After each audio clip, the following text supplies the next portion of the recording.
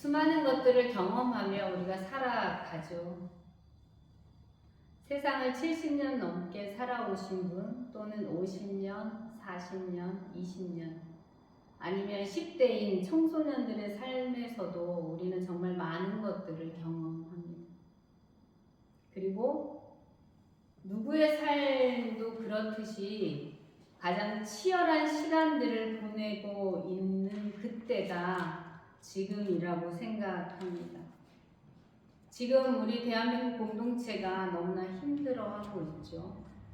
정치권에서는 이념과 신념이 서로 부딪히고 싸우고 있고, 자신들의 이익을 위해서 수많은 사람들을 희생하며 많은 사람들의 삶을 농락하고 있습니다. 그리고 산불로 인해서 일주일 넘게 지금 우리의 산들이, 그리고 우리의 농가들이 타고 있습니다. 삶의 터전을 잃어버리고 너무나 안타까워하는 분들이 있습니다. 지난 여름에 제가 수해 현장에서 재난 상담을 했을 때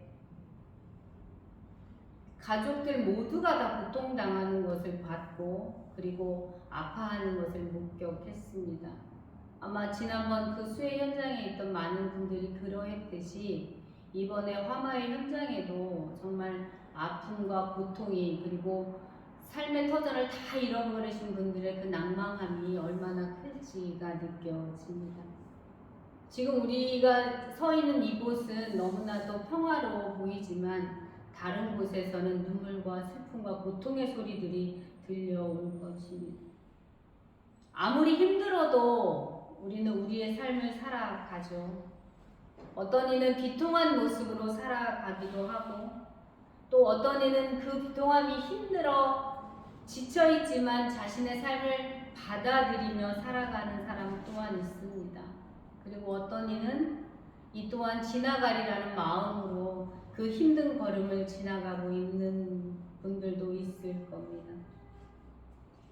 잃어버린 것들을 생각하기보다는 남아있는 것과, 그리고 우리가 이 땅에서 숨쉬고 내가 사랑하는 이들과 함께 있다라고 하는 것을 살아내며 감사하며 살아가기를 소망해 봅니다. 이 어려운 시기에 많이 답답하죠. 그리고 어찌할 바를 모를 때가 너무나 많습니다. 우리의 걸음 한 걸음 한 걸음이 어떠한 힘으로 걸어내고 있습니까? 그리고 막연히 닥쳐올 그 어떤 어려움 속에서 어떤 두려움을 가지고 살아가고 있지는 않습니까? 이 힘들고 어려운 세상에서 우린 어떤 선택을 하고 있을까요? 신앙을 갖고 있는 많은 분들이 이런 어려움 속에 처했을 때 하는 말들이 있어요. 아, 하나님께서 우리를 훈련시키시는 시간이구나. 그리고 내가 정말 하나님 앞에 서 있을 때구나 라고 하는 것들을 생각할 때가 너무나 많습니다. 이러한 믿음으로 바라보다 보면 삶의 속도를 조금은 늦춰지기도 하고, 이기심이나 충동, 그리고 어쩌면 우리의 시간과 욕망과 생각을 다스리도록 우리에게 하나님께서 꾸준히 주문하고 계신 것이 아닌가라는 생각이 듭니다. 그렇게 믿음의 훈련의 시간이 우리에게 주어지신 것이 정말 믿음으로 받아들여진다면 내가 겪는 마음, 생각, 그리고 감정들은 나를 나되게 하는, 그리고 내가 하나님의 자녀임을 고백하게 하는 시간이 될 거라고 생각합니다.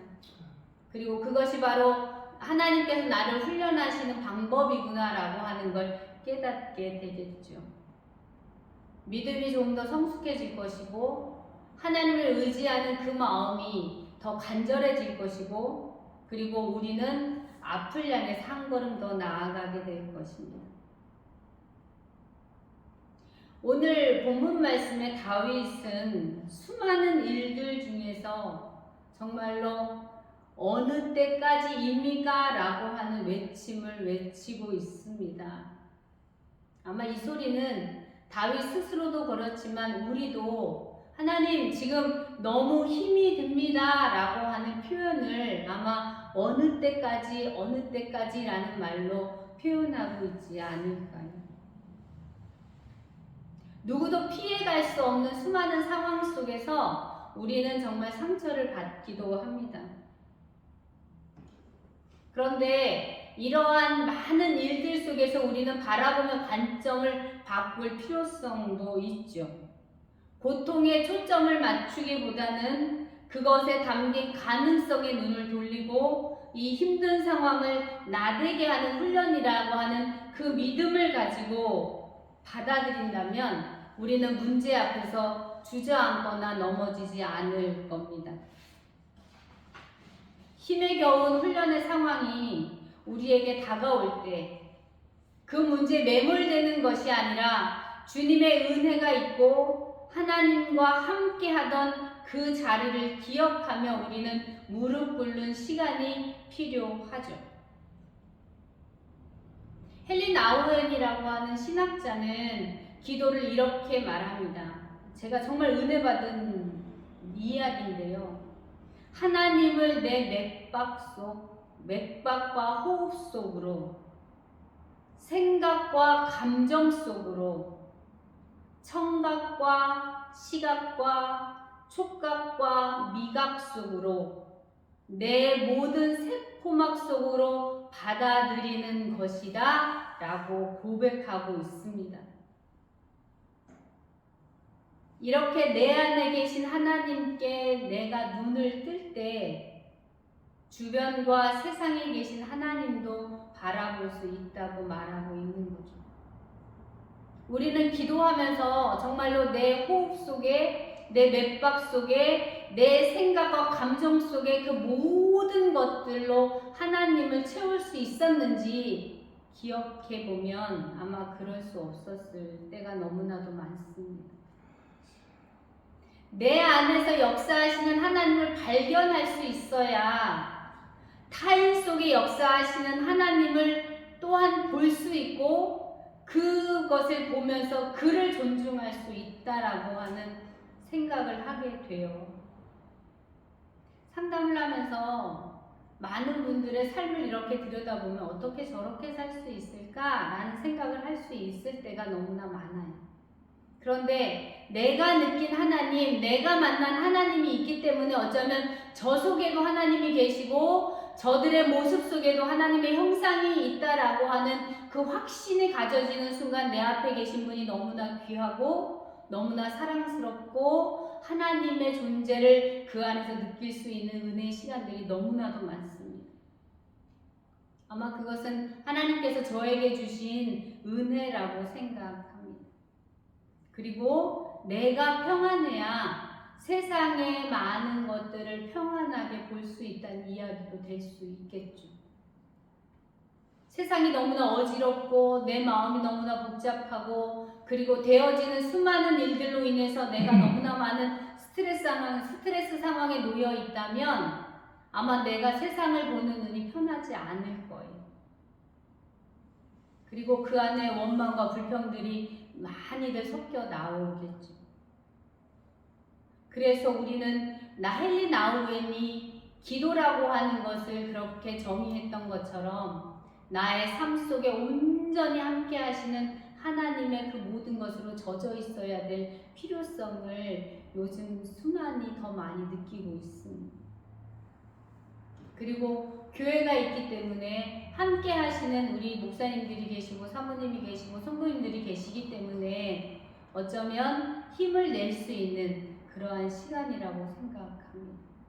마태복음 18장 20절에 보면 두세 사람이 모인 곳에 나도 그들 중에 있다라고 주님께서 말씀해 주시죠.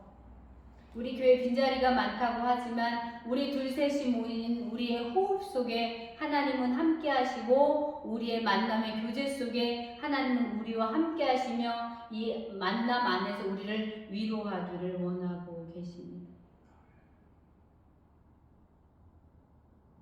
그렇기 때문에 주님을 향한 우리의 삶은 우리 교회를 중심으로 교제하며 함께하는 그러한 은혜가 우리에게 있어야 할 겁니다. 그래야 하나님의 임재를 더 많이 느끼고 체험하고 함께 나아갈 수 있을 겁니다. 오늘 본문 시편 이 13편 다윗은 자신의 삶에서 하나님을 만나고 경험하고 엎드려 자신의 고난을 토로하며 주님 앞에 무릎 꿇고 있습니다.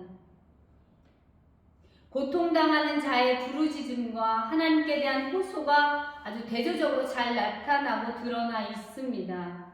그 내용은 하나님이 숨으셨다고 느낄 정도로 아주 극심한 고통 중에 절망하며 탄식하던 다윗이 오직 하나님만이 자신을 구원해 주시며 모든 고통을 해결해 주시는 분이시라는 것을 깨닫고 다시금 하나님을 의지하며 믿음으로 하나님의 구원을 감격하며 찬송하는 그러한 내용으로 이루어져 있습니다. 다윗은 고통하는 가운데 침묵하신 하나님께 1절과 2절에 말씀하고 계세요. 어느 때까지입니까? 어느 때까지, 어느 때까지, 어느 때까지라고 하는 이 말을 4번이나 반복하며 강조하고 그리고 탄식하며 하나님 앞에 아뢰고 있습니다. 여호와여 어느 때까지이니까? 나를 영원히 잊으시나이까? 주의 얼굴을 나에게서 어느 때까지 숨기시겠나이까? 나의 영혼이 번민하고 종일토록 마음에 근심하기를 어느 때까지 하오며 내 원수가 나를 치며 자랑하기를 어느 때까지 하리이까? 다윗의 고통이 느껴지지 않습니까? 다윗은 가장 힘들고 고통스러운 순간에 하나님 앞에 엎드려 자신의 상황에 침묵하지 마시기를 아주 간절히 기도하고 있습니다. 원망이나 불평이 아니죠. 하나님 저를 봐주십시오. 나의 고통을 어루만져 주십시오. 하나님 너무 힘이 듭니다. 저를 좀 기억하여 주십시오. 원수들이 나를 비웃을까 두렵습니다. 이 다윗이 느끼는 이런 고통과 같은 절망의 순간에 마주해 보셨습니까? 그런 순간에 어떤 모습으로 하나님 앞에 있으셨습니까? 다윗이 어느 때까지입니까? 어느 때까지입니까? 어느 때까지입니까? 어느 때까지입니까? 할 수 있는 수많은 말들이 있었겠지만 하나님 앞에 어느 때까지냐고 묻는 이 질문 속에 자신의 모든 것들을 다 쏟아내고 있지 않았을까 이런 생각을 해봅니다. 요셉이라는 사람이 있었지요. 요셉은 꿈을 꾸었다는 이유로 형들에 의해서 애굽에 팔려가게 됐습니다. 애굽의 시위대장인 보디발이 요셉을 사서 자신들의 이 가사를 돕는 자로 세웁니다. 처음에 그러한 일들 속에서 형통한 것처럼 보이나 이 보디발의 아내 유혹을 뿌리쳤다는 이유로 감옥에 갇히게 되죠. 인간의 눈으로 보면 형들에게 팔렸고 종살이를 하게 됐고 그리고 억울하게 누명 써서 감옥까지 간 요셉의 삶이 결코 형통한 삶이 아니에요. 그런데 요셉은 어느 날 형들을 만나서 이야기해요. 자신은 형통한 자였다. 그리고 하나님이 이 때를 위해 자신을 형님들보다 먼저 이곳에 보내 나를 준비시켰다 라고 고백합니다. 한 해 두 해의 삶이 아니고 몇십 년의 삶 속에서 자기가 고백하는 건 이때를 위해서 하나님이 나를 준비시켰고 미리 보내주셨습니다 라고 하는 고백이었습니다. 우리의 삶을 한번 뒤돌아보십시오. 때론 어떤 이는 정말 80년, 어떤 이는 50년, 어떤 이는 60년 이렇게 삶을 살면서 지금 내가 요셉이 고백했던 것처럼 하나님 이때를 위함입니다. 나를 지금 사용하옵소서라고 말씀드릴 수 있는 확고한 이 믿음이 있습니까? 나의 삶을 바라보는 태도, 그리고 삶을 해석하는 관점, 우리는 그것이 바뀌어야 될 줄로 믿습니다. 요셉이 종살이 하는 것에 너무 억울해서 어떻게든 복수를 하겠다 마음먹었다면 이때를 위함입니다라고 하는 믿음의 고백이 없었겠죠. 우리의 모습도 마찬가지입니다. 우리가 걸어온 수많은 시간 동안 많은 것들을 경험하며 억울하고 분하고 정말 불평할 거리들이 너무나 많으나 그 모든 것들을 바라봄에 있어서 믿음으로 우리의 삶의 태도를 바꾸고 우리가 그것을 바라보는 관점을 바꾼다면 하나님, 지금 이때를 위해서 저를 훈련시키셨군요 라고 하는 그 믿음의 고백이 아마 우리에게 있을 겁니다. 믿음은 바라는 것들의 실상이요 보지 못하는 것들의 증거라고 하였습니다. 눈에 보이지 않는, 그리고 해결되지 않는 불안함들이 있습니까? 그 마음과 생각을 하나님께 고정시키고 그것을 통해 믿음의 눈으로 바라보기를 원하시는 하나님이 나를 성장시키기 위해서 허락하셨다. 반드시 도와줄 것이다. 내 앞에 많은 문제들 때문에 하나님은 하나님을 바라볼 수 있는 기회를 주셨다라고 하는 그 믿음이 우리에게 있으면 아마 우리는 승리할 줄로 믿습니다. 기억하시기 바랍니다. 하나님이 지금까지 나를 지키셨고 우리의 기도에 응답하셨고 우리와 함께 하시는 그분이 지금 이 자리에서 우리를 지켜주고 계십니다. 오늘 보면 3절과 4절에 다윗은 하나님의 회복을 기대하며 부르짖고 있습니다. 여호와 내 하나님이여 나를 생각하사 응답하시고 나의 눈을 밝히소서. 두렵건대 내가 사망의 잠을 잘까 하오며 두렵건대 나의 원수가 이르기를 내가 그를 이겼다 할까 하오며 내가 흔들릴 때 나의 대적들이 기뻐할까 하나이다. 나를 둘러싸고 있는 아마 나를 공격하고자 하는 아니면 나를 너가 얼마나 잘하는지 두고 보자 라고 하는 우리 주변에서 바라보는 이들이 되게 많잖아요. 그러한 것들을 다윗이 또 느끼면서 하나님 앞에 부르짖고 있는 거예요. 사망의 잠을 자지 않게 해주십시오. 원수가 나를 보며 자기가 이겼다고 하는 그 이김을 허락하지 마십시오. 내가 흔들리면 대적들이 기뻐할 겁니다. 하나님 도와주십시오. 다윗은 부르짖고 있습니다. 우리에게 많은 일들이 없었으면 아마 다윗이 했던 이 사망의 잠을 우리는 자고 있지 않을까요? 어쩌면 하나님을 떠나 있으면서도 그것을 느끼지 못한 때가 너무나 많았을 겁니다. 그러나 그것을 알게 하시기 위해서 때로 많은 것들 우리에게 허락하신 그 하나님께 감사하며 우리는 하나님 앞에 다윗처럼 기도해야 할 겁니다.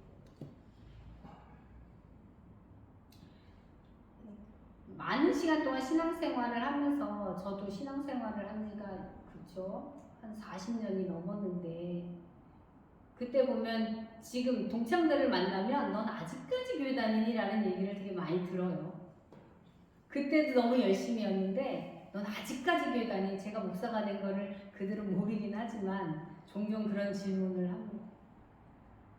그리고 다니지 않았던 친구들이 또 열심히 교회 다니는 친구들도 있기도 하더라고요. 어떤 이들을 보면 문제 앞에서 하나님을 떠나는 이들이 참 많습니다. 에이 하나님은 없어 라고 고백하는 사람들도 너무 많아요. 그럼에도 불구하고 우리가 이 자리를 지키는 건 어쩌면 정말 큰 하나님의 은혜가 아닐까 생각합니다. 그래도 하나님을 믿고 하나님을 선택하고 힘들지만 하나님의 손을 잡고 여기까지 오게 하신 하나님, 우리의 삶에서 때때로 기도의 응답을 확실하게 느낄 수 있도록 도우신 하나님, 우리는 승리자로 이 자리에 지금 있는 겁니다. 우리는 너무나도 연약한 존재죠. 마태복음 26장 41절에 연약하기 때문에 이런 기도를 하고 있는 것이라고 느껴져요. 시험에 들지 않게 깨어있어 기도하라. 마음에는 원이로되 육신이 약하다. 예수님께서 십자가를 앞에 놓고 기도하시러 올라가셨을 때 제자들이 자고 있는 모습을 보시면서 하시는 주님의 말씀이에요. 우리는 때때로 넘어질 때가 너무나 많아요. 시험에 들 때가 너무나 많죠. 그렇기 때문에 더 깨어 있어야 되고 기도해야 하지만 마음엔 원이지만 육신이 약해서 그러지 못할 때가 너무나 많습니다. 그때 주님은 우리 대신 너무나도 간절한 마음으로 기도하고 계시죠. 그리고 로마서 8장 26절에 이와 같이 성령도 우리 연약함을 도우시나니 우리가 마땅히 빌 바를 알지 못하나 오직 성령이 말할 수 없는 탄식으로 우리를 위하여 친히 간구하신다라고 말씀하고 계세요. 지쳐있고 힘이 듭니까? 기도할 여력조차 없습니까? 성령께서는 그러한 우리를 위해 탄식하시며 우리 대신 친히 간구하고 계십니다. 우리의 연약함을 아시기 때문에 성령께서 우리를 돕고 계시는 겁니다. 기억하십시오. 우리는 절대 혼자가 아닙니다. 나를 위해 기도하시는 주님, 나를 위해 간구하시는 성령님, 그리고 우리 공동체가 우리와 함께하고 있습니다. 4절에 다윗은 또 이렇게 말하죠. 두렵건대 나의 원수가 이르기를 내가 그를 이겼다 할까 하오며 내가 흔들릴 때 나의 대적들이 기뻐할까 하나이다 라고 말하고 있습니다. 믿음으로 승리하기를 원하는 다윗이 정말 자신의 삶에서 흔들리지 않기를 기도하고 있는 모습을 볼 수 있습니다.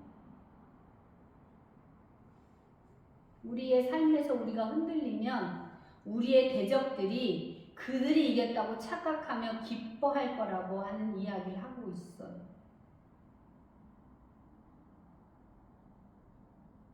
믿음을 가지고 나아가는 우리들 또한 우리가 믿음으로 살아가지 않을 때 세상 사람들은 우리에게 조롱과 야유를 보냅니다. 손가락질 하게 되죠. 그러나 연약한 모습을 하나님 앞에 아뢰며 무릎 꿇는 사람들은 절대로 원수들이 우리를 향해서 비웃거나 조롱하지 못합니다. 지금 우리의 간절함이 아마 그러한 모습으로 하나님 앞에 서 있는 게 아닐까라는 생각을 해봅니다. 출애굽해서 이스라엘 백성들이 가나안을 앞에 놓고 여리고를 가나안 땅을 정탐하게 되죠. 12명을 보냈는데 10명은 다 부정적인 이야기를 해요. 우리는 그들의 밥이고 우리는 가게 되면 죽을 것이고 우리는 패배할 것이라는 얘기를 해요. 그런데 여호수아와 갈렙만큼은 저들은 하나님께서 우리에게 주셨습니다. 우리는 승리할 겁니다. 하나님이 우리와 함께 하십니다라는 이야기를 하죠. 이 이야기를 듣고 이스라엘 백성들이 다 돌을 들어서 여호수아와 갈렙을 치려 합니다. 그때 하나님께서 너무나 크신 진노를 하셨어요. 그래서 이 모든 백성을 다 진멸하겠다 말씀하게 되죠. 그때 모세는 너무나 간절히 하나님 앞에 기도해요. 이 백성들이 진멸하게 되면 여호와가 이 백성에게 주기로 맹세한 땅에 인도할 능력이 없어서 광야에서 죽였다 할 것입니다 라는 이야기를 해요. 원수들이 자기들이 이겼다고 기뻐할 겁니다 라는 얘기를 하고 있는 거죠. 그러니 주의 인자하심으로 백성의 죄악을 사하여 주십시오.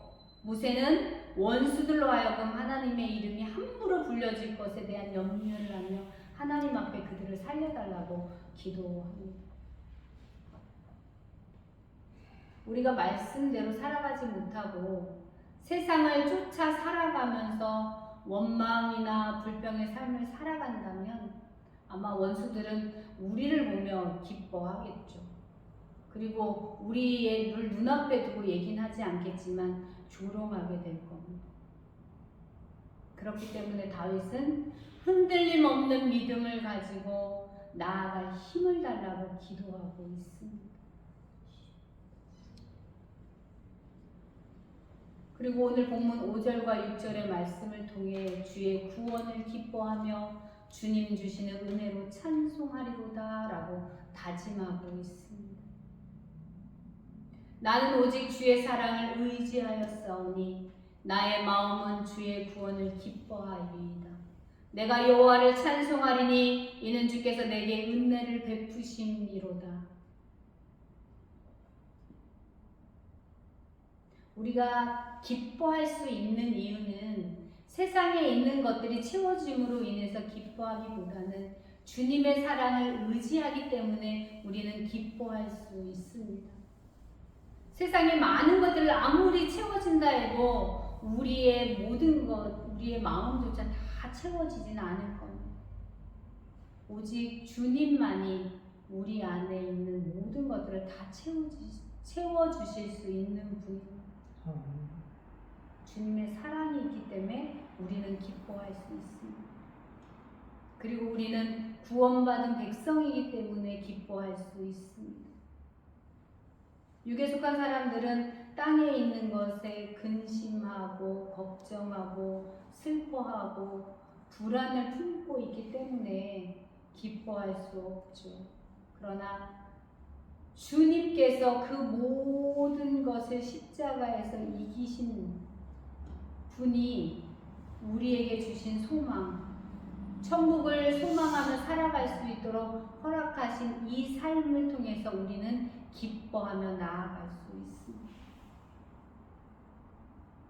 또 하나는 모든 것이 주님의 은혜임을 알기에 주님을 찬양하며 기뻐할 수 있습니다.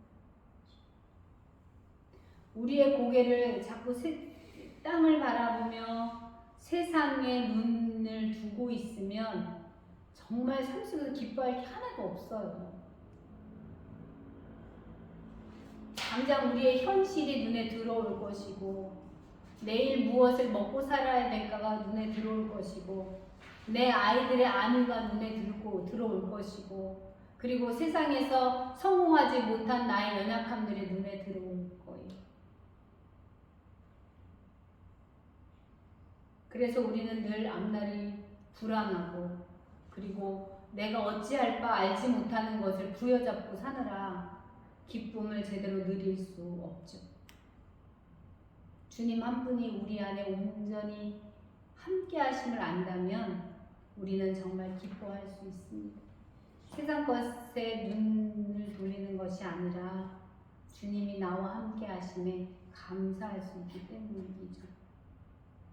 그리고 우리의 삶 속에서 감사가 넘쳐나야 되겠죠.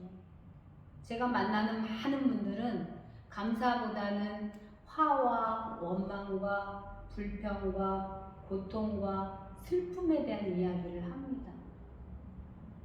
회복되어질 수 있도록 되어질수록 그들의 입에서 긍정적인 요소들이 하나하나 찾아지는 것 같아요.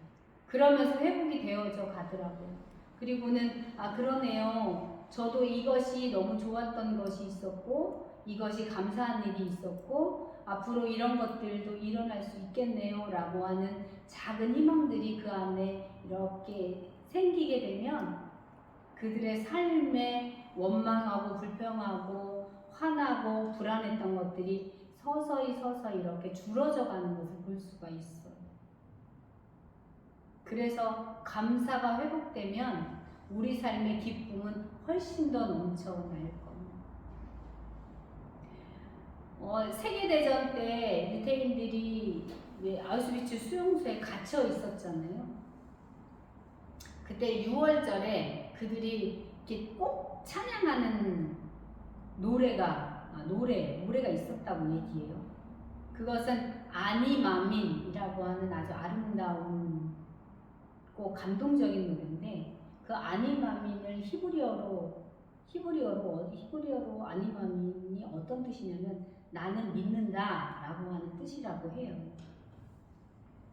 이 아니마민은 정말 놀랍게도 유태인들의 그 최대 학살 현장이었던 아우슈비츠 수용소에서 불렸던 노래인데 그 작곡은 이렇게 시작한다고 합니다. 우리는 구세주가 올 거라는 걸 믿는다. 그러나 구세주는 조금 늦게 올 뿐이다. 반드시 오실 것이다. 회복될 것이다. 이런 걸 이제 믿음으로 노래를 부르는 거예요.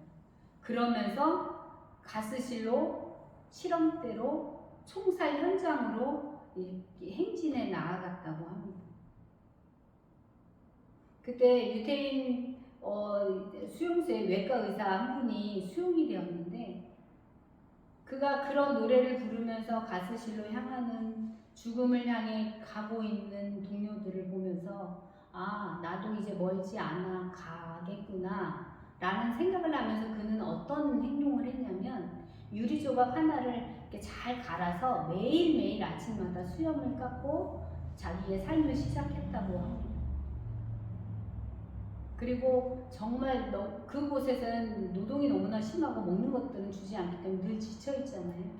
그럼에도 불구하고 자기의 하루의 삶은 그렇게 단정한 모습으로 시작했다고 해요.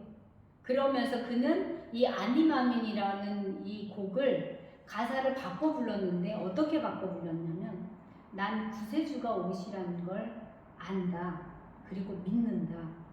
그러나 주님이 늦게 오시는 것이 아니라 내가 성급할 뿐이다 라고 하는 가사말로 바꾸었다고 합니다.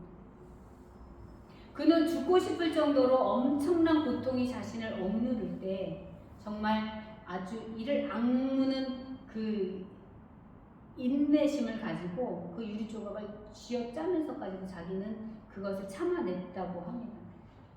그리고 동족들이 죽어갈 때마다 자기 비망록에 이렇게 썼다고 해요. 고통 속에서 죽음을 택하는 것은 가장 쉽고 나태한 방법이다. 죽음은 그리 서두를 것이 못 된다. 죽음 앞에서 살아남으려고 하는 의지, 그것이야말로 주님이 원하시는 새로운 창조다라고 하는 말씀을 했다고 합니다. 이 이야기를 제가 예화로 이렇게 보면서 무슨 생각을 했냐면 많은 분들이 죽음을 생각하는 분들이 정말 많아요. 자신의 지금 현재 삶에 너무나 고통당하는 분들 그리고 아픔을 경험하는 분들이 많기 때문에 그분들이 자해나 자살 사고가 되게 많아요. 그건 충동적으로 죽고 싶다라고 하는 걸 어쩌면 실행에 옮기고 있는 것일 수도 있잖아요. 그런데 여기에 나온 이 예화를 보면서 너무나 가슴에 와닿는 거예요. 죽음 앞에서 살아남으려고 하는 의지, 그것이야말로 주님이 원하시는 새로운 창조다라고 하는 이 말씀이 정말 내가 만나는 분들한테 이야기를 해드렸으면 좋겠다라는 생각이 아주 많이 들었습니다. 주님은 결코 늦게 오지 않고 오고 계시죠. 그리고 그것이 다만 우리가 너무나 성급해서 주님을 기다리지 못하는 것에 대한 마음이 있을 뿐이라고 이야기합니다. 많은 유태인들이 그 죽음의 현장에서 절망 속의 순종이었다면 이 외과 의사는 죽음에 순순히 복종하는 것이 주님의 뜻이 아니라 희망 속의 순종이라고 생각했다고 합니다. 죽음의 극한 상황 속에서 오직 살아남아야 한다라고 하는 그 믿음, 살아남는 것, 그것이 바로 주님의 뜻이라고 믿었던 거죠. 그런 사람들이 있기 때문에 아우슈비츠 수용소에서 어떤 일이 있었는지, 어떻게 살아남았는지, 어떤 고통 속에서 믿음을 지키며 있었는지에 대한 것들이 지금 많은 책들로 인해서 우리에게 전해지고 있는 겁니다. 고통의 소리가 여기저기에서 들립니다. 그러나 우리는 희망을 가지고 정말로 하나님 앞에 순종하는, 반드시 살아남아 우리가 이 땅에 주님 앞에 꼭 쓰임받는 그날을 소망해 봤으면 어느 때까지입니까? 라고 하는 다윗의 질문. 그 질문이 아마 저와 여러분의 질문이 아닐까 생각해요. 많은 시간 힘겹게 걸어온 이 걸음 앞에서도 우리는 지금 너무나 힘듭니다. 하나님 어느 때까지입니까? 어느 때까지입니까? 라고 하는 그 입술의 고백이 절로 나와요.